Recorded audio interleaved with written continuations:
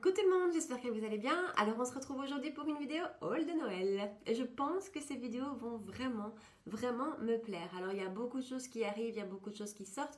On ne peut pas craquer sur tout, c'est clair. Moi j'ai ma wishlist dans ma tête, je sais ce que je veux, je sais ce que j'attends. Je scrute ça tous les jours. Maintenant ça arrive au compte-gouttes, ça se fait attendre. Donc il a fallu que j'accumule quelques petites choses pour faire la vidéo d'aujourd'hui. Et ben voilà, je recommence à accumuler pour la prochaine. Quoi qu'il en soit, aujourd'hui on va parler de sortie Bobbi Brown, on va parler de sortie Tarte et enfin de sortie MAC, toutes les trois dans les collections des fêtes. Il y a du super bon, il y a du un peu moins bon. Voilà, j'espère que ça vous plaira. Dites-moi ce que vous en pensez, laissez-moi vos commentaires. Et puis si vous avez envie de voir quelles sont ces nouveautés, ce que j'en pense et comment j'ai fait mon make-up, ah ben restez avec moi. Alors, c'est parti avec les yeux sur lesquels la base est déjà mise. C'est ma base P. Louise, comme ça vous savez. Et donc, on va attaquer avec les yeux. Pour ça, la marque du jour, ça va être MAC. Alors, bien que je ne sois pas une fan des produits MAC que j'ai pu tester jusque-là, parce que je suis sûre qu'il y en a qui sont excellents, j'ai été super attirée par la collection de Noël. Alors, dans la vidéo d'aujourd'hui, je ne sais pas utiliser tout ce que j'ai acheté parce que je n'ai que deux yeux. Mais je vous dis déjà que j'ai pris deux des Spellbinders de la collection de Noël qui sont dingues. Donc ça, ce sera dans une prochaine vidéo parce qu'aujourd'hui, j'ai pris autre chose aussi pour les yeux. C'est un petit kit. Ça se présente comme ça dans une jolie petite trousse. C'est le genre de choses pour lesquelles je suis une victime. J'adore les trousses, j'adore ce genre de bazar. Et dans la trousse, on a 4 petites choses. Un eyeliner que je ne vais pas utiliser aujourd'hui parce que j'en ai un autre, mais je l'utiliserai dans la prochaine. Je l'ai swatché sur ma main, il a une tenue de dingue. Un mascara et 2 ombres à paupières individuelles. Alors ce kit-ci existait en 2 déclinaisons de teintes différentes. Ici c'est celle avec les ombres à paupières un peu plus roses. Alors on a la première comme ça qui s'appelle Delicate Drift et la seconde qui s'appelle Deep Twinkle. Je vais bien sûr vous les swatcher. C'est un peu sec au doigt, je trouve. Voilà, alors je sais pas si vous vous rendez bien compte de la teinte du dessus qui est Delicate Drift, mais c'est un superbe rosé avec des petites paillettes un petit peu de toutes les couleurs, et l'autre c'est un prune avec aussi des super beaux reflets. Alors du coup, on va essayer de faire un make-up avec ces deux produits-là en essayant de ne pas utiliser trop d'autres choses. On va quand même aller chercher dans ma palette Aladdin chez MAC une couleur de transition avant de mettre ces petits fards mono, et je vais juste mélanger les deux teintes qui sont là, qui sont un super beau café au lait et un rose très pâle. Voilà, maintenant que la couleur de transition est faite, on va utiliser ces deux petites choses. Alors, on va faire simple, hein. Comme d'habitude, de toute façon, vous savez que je fais des make-up simples. Je ne sais juste pas si je vais les travailler au doigt ou au pinceau. On va commencer au pinceau, puis on verra bien. Je prends la teinte la plus claire des deux, c'est Delicate Drift, donc. On dirait un duochrome en fait quand même, parce que c'est un rose qui a des reflets même un peu verts. C'est vraiment original comme teinte. Alors, on va l'essayer au pinceau. Alors, au pinceau, c'est joli, il y a des jolies petites paillettes qui ressortent, mais on dirait un topper en fait. Ouais, au doigt c'est quand même plus efficace. Bon alors au doigt c'est plus efficace, mais c'est quand même pas waouh waouh. Donc je prends sur mon pinceau plat un petit coup de spray et on va essayer comme ça. Alors je sais pas si vous voyez déjà le résultat où on en est là maintenant. C'est joli, donc c'est un joli fard, c'est un joli duochrome. Je pense qu'il serait peut-être mieux en topper ou en petite touche supplémentaire. Mais comme j'ai voulu faire là, le mettre partout sur la paupière, je trouve que c'est pas forcément facile à travailler et la matière se met de manière un petit peu inégale. Alors on va continuer avec l'autre fard, le plus foncé, qui est vraiment une belle couleur prune, elle aussi duochrome. Bon, je suis pas emballée, hein. Assez difficile à travailler autrement qu'au doigt. J'en ai partout. Bon, les filles, je galère, hein. C'est galère. Pour les filles, je m'arrête là. C'est une vraie galère. Donc j'ai fini par mettre le plus foncé sur toute la paupière et recouvrir le premier que j'avais mis. Et revenir avec le plus clair par petites touches. Voilà mon ressenti. D'abord, j'en ai partout. Difficile à travailler autrement qu'au doigt parce que dès qu'on l'approche au pinceau, les paillettes se dispersent et s'éparpillent. Donc il n'y a plus vraiment de rendu. Quant au rendu même au doigt, je trouve que ça fait pas grand chose, ça fait un peu sale, c'est pas... J'ai dû très mal m'y prendre à mon avis, mais voilà, on verra le résultat final quand on aura mis le mascara et tout le bazar. Mais de nouveau, je ne suis pas une fan des produits pour les yeux de chez MAC, il n'y a rien à faire, je crois que j'ai une malédiction, ça ne va pas. Donc désolée si le make-up est vraiment nul, mais on va continuer parce qu'il y a plein d'autres choses que j'ai envie de tester. Alors, chez Bobbi Brown. Est-ce que vous avez vu cette collection de Noël qui est juste dingue? Il y a une palette qui s'appelle la Brown Luxe Gems, je pense, qui est mais splendide. Bon, son prix est splendide aussi. Je ne sais pas, je ne pense pas que je vais craquer. Donc voilà, mais on verra. Mais en attendant, j'ai par contre craqué pour le Luxe Eyeliner de la collection de chez Bobbi Brown. Alors, c'est en fait un Kajal. La teinte Black Onyx, et de toute façon, il n'y en a qu'un. Le packaging est vraiment super. Et ben, ça se présente comme ça. Alors, je l'ai déjà testé une fois. Je trouve que l'application est géniale. Par contre, il avait sérieusement tendance à migrer. Je l'avais porté tout seul. Hein. Je voulais vraiment en fait faire un effet eyeliner, mais pas trop précis. Ça, c'était très joli, mais il migrait sur la paupière supérieure. Voilà. Donc, on va le tester aujourd'hui. De toute façon, kata pour kata, allons-y. Mais pour ça, je reviens. Vous savez que j'aime bien faire mon trait d'eyeliner sans vous. À tout de suite. Alors, j'aime beaucoup ce trait un peu fumé que donne cet eyeliner. Je trouve que ce côté qui n'est pas juste parfait, j'aime bien. Franchement, j'aime beaucoup. Hyper facile à appliquer. Je l'ai mis du coup en muqueuse aussi parce que un Kajal, c'est quand même l'idéal pour la muqueuse. Et voilà, c'est quelque chose que j'aime bien. Maintenant, je vais voir si le fait qu'il soit posé sur un fard à paupières va faire qu'il va moins transférer. Cela dit, ce fard à paupières, j'aime vraiment pas. Bon, peu importe, on continue.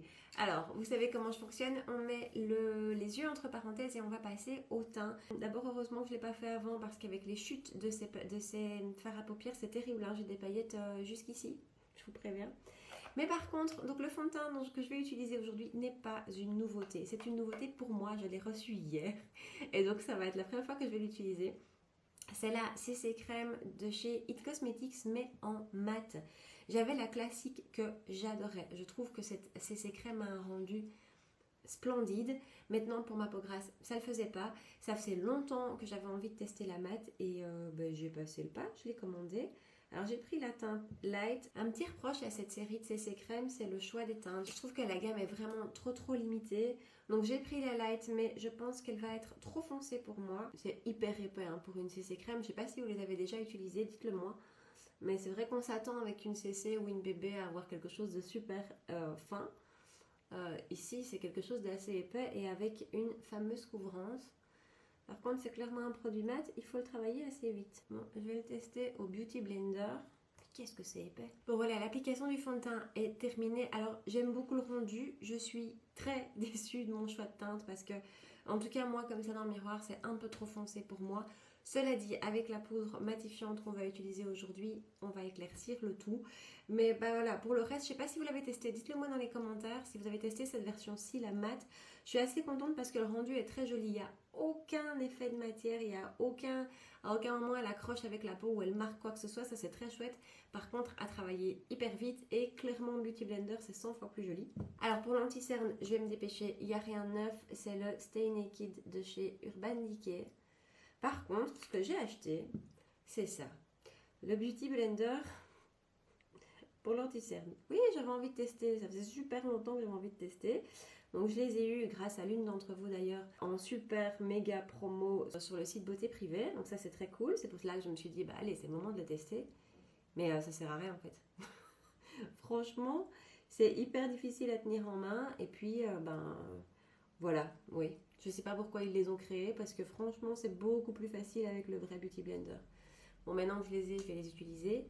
Mais c'est pas la découverte du siècle. Hein. Alors, pour poudrer tout ça, je vais utiliser ma poudre tant aimée de Charlotte Tilbury. Alors, c'est le moment de finir les yeux. Cela dit, maintenant que le teint est fait et que l'eyeliner est là, je trouve que le résultat est moins catastrophique. Je l'avoue. Donc, je vais faire mon ras de cils inférieur. Je vais mettre le mascara. On en reparle après du mascara parce que c'est le MAC qui est dans le petit kit. Et je reviens. À tout de suite. Mais voilà, alors le mascara, sincèrement, d'abord je ne sais même pas lequel c'est. Je vous mettrai ça dans la barre de description. Mais j'aime beaucoup le résultat. Il allonge, il sépare bien. C'est peut-être pas celui qui étoffe le plus, mais il a vraiment un assez joli rendu. Donc ensuite, on va poudrer le teint et pour ça, je vais utiliser, alors je vous montre après parce que j'ai déjà utilisé le capuchon, la poudre de chez Makeup Revolution dont je vous ai parlé dans toutes mes dernières vidéos puisque je l'adore. Elle est vraiment très chouette. Son seul point négatif est qu'elle est très blanche. Alors, en l'occurrence, aujourd'hui, ça m'arrange parce qu'elle va un peu éclairer mon teint. Maintenant, c'est vrai qu'elle peut avoir tendance à vraiment blanchir. Alors je l'applique à l'éponge sur la zone T et puis au pinceau je vais retirer l'excédent et du coup l'étirer sur le reste du visage. Et là on passe au teint. Et là le kit de Noël de chez Tarte, le kit de blush en tout cas puisqu'il y a eu la palette, mais celle-là m'a pas vraiment attiré. Alors dans ce kit de Noël vous avez trois petits box comme ça, trois petits trios en fait, puisqu'à l'intérieur de chacun de ces trios qui s'ouvrent comme ceci, vous les avez déjà vus je suis sûre, vous avez trois produits, enfin vous avez un miroir et trois produits. Alors normalement ce sont des blushs et des highlighters, il y a juste un bronzer ici qu'on va tester aujourd'hui que j'ai pas encore essayé, qui me fait un peu peur parce qu'il a l'air fort orangé. Ici on a un blush plutôt pêche et ici on a un highlighter champagne splendide. Ça c'est le kit médium entre guillemets puisqu'il y en a trois, un plus clair, un médium et un plus foncé. Alors le plus clair c'est celui-ci, donc ici on a deux blushs, un blush lumineux ici clairement pêche, super joli, un blush mat pêche aussi, et alors un highlighter champagne ici aussi et toujours le petit miroir. Si je compare les deux highlighters, clairement celui du kit clair est champagne et celui-ci est plus un champagne rosé, je sais pas si vous pouvez voir. Et alors dans le troisième kit, le kit le plus foncé, on a deux blushs de nouveau qui sont beaucoup plus intenses et qui sont mat tous les deux, et un highlighter qui est lui aussi beaucoup plus intense. Quand je l'ai vu, je me suis dit que je ne pourrais jamais l'utiliser, qu'il était beaucoup trop foncé pour moi et qu'il allait finir en ombre à paupières. Mais en fait, je l'ai déjà testé et je trouve qu'il est franchement très joli. On va peut-être utiliser ça aujourd'hui en fait. Donc on va commencer avec le kit médium et avec la seule teinte qui peut faire bronzer à l'intérieur de tout le kit. Alors je vous préviens, il a l'air très orange. On va voir ça. Effectivement, il est assez orange. Si vous aimez les bronzers plutôt très chauds, ça peut vraiment vous plaire. Mais je me demande dans quelle mesure, clairement, il ne pourrait pas être utilisé aussi comme blush en fait. Ah, voilà le résultat du bronzer pour moi. C'est un peu trop chaud. C'est un peu trop chaud à mon goût. Je préfère les bronzers plus froids, ça c'est certain. Donc ça pour moi c'est un peu trop chaud. Par contre, franchement, je pense que sur certaines peaux, il peut hyper bien passer comme blush aussi. Et puis bon, si vous aimez les bronzers chauds, il vous plaira, ça c'est certain. Alors maintenant, question, quel blush est-ce qu'on va choisir? Je crois que j'ai quand même envie de quelque chose d'un peu intense et plutôt dans les roses. Allez, soyons dingues. On va venir rechercher le kit le plus foncé. Je vais commencer avec cette teinte ici, qui est un peu moins flash que l'autre. Un peu moins flash mais vraiment pigmenté. Oui oui. Et ça s'applique super bien. Alors ça je vous avoue, j'ai pas attendu de faire cette vidéo aussi avant de les tester. J'étais super impatiente. J'ai testé toutes les séries. Celle-ci c'est la première fois que je la teste, mais donc j'ai testé tous les autres. Et ils rendent tous super bien. Ils se travaillent tous hyper bien. Et ils tiennent vraiment super bien aussi. C'est un super chouette kit pour le prix. Je crois que c'était 29 €, quelque chose comme ça. Franchement foncez. Foncé, c'est la qualité des blush Tarte habituels et c'est une super jolie qualité, c'est un super beau rendu, c'est une belle pigmentation. Je trouve que pour le prix, c'est hyper avantageux, vraiment. Et alors, l'highlighter, j'ai utilisé le kit du milieu avec le bronzer, le kit le plus foncé avec le blush. Et du coup, on va venir prendre l'highlighter du kit le plus clair. Vous voyez, c'est un super bel highlighter.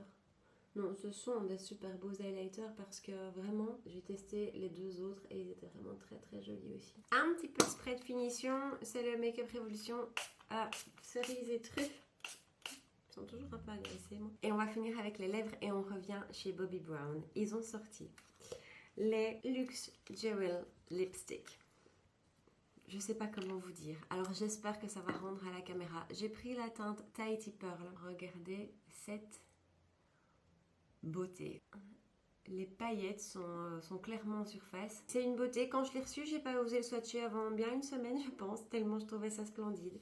Alors sur les lèvres, ça donne clairement un effet métallisé.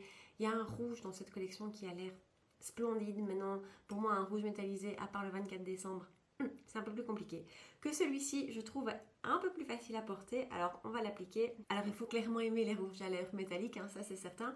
Mais bon, c'est Noël. Si on ne peut pas se permettre ça maintenant, on ne pourra jamais le faire. Moi, j'aime beaucoup cette teinte. J'avoue que je ne pense pas que j'irai vers un rouge parce que vraiment, ça ferait trop.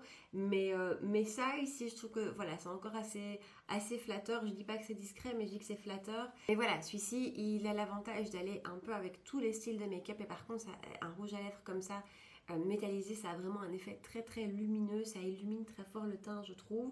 Voilà, perso, je l'aime beaucoup. Si on devait faire le point sur cette première vidéo de sortie Noël, j'espère qu'il y en aura d'autres. Je scrute un petit peu toutes les sorties chez Sephora.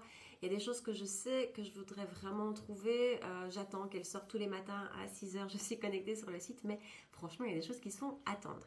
Bon, donc en tout cas, point sur cette première vidéo. Si je devais vous donner mes produits favoris dans tout ceci et ceux dont j'ai envie de vous dire ne les ratez pas, c'est ça. Je trouve que le rapport qualité-prix est vraiment, vraiment super. Au-delà du packaging qui est super sympa, super marrant, pratique en plus parce que pour voyager, vous prenez un kit et c'est suffisant et c'est solide quand même. Au-delà de ce côté packaging que j'adore, la qualité des produits est géniale. Ensuite, Bobbi Brown. J'adore le rouge à lèvres, je le trouve splendide. C'est clairement une édition Noël, c'est un peu une pièce de collection. C'est pas le rouge à lèvres qu'on va finir en 2 mois, ça c'est certain. Mais c'est une belle pièce. Vous avez vu la beauté du raisin, c'est juste dingue. Donc ça, je l'adore. Et l'eyeliner, eh bien, si vous avez envie de cet effet fumé, je trouve qu'il est magnifique et il s'applique mais très très facilement et il se travaille super facilement. Je vous disais, porter tout seul pour moi c'est pas possible parce qu'il vient transférer sur la paupière du dessus. Par contre là, je me regarde dans le miroir, il n'y a aucun transfert.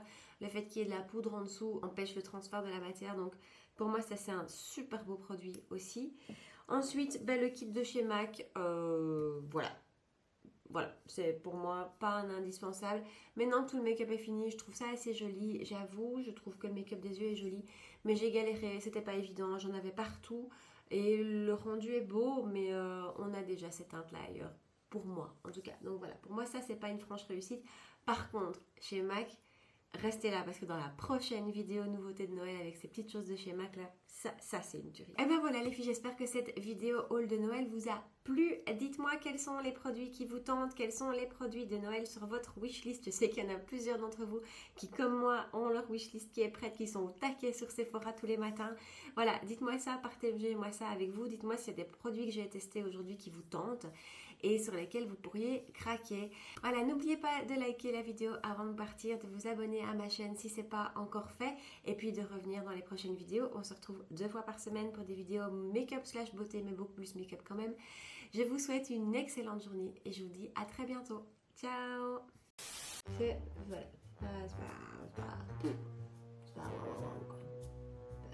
même pas wow du tout. Alors j'aime beaucoup l'effet un peu fumé que donne cet highlighter, cet highlighter. L'effet fumé de l'highlighter, ça fait peur quand même. C'est trop foncé.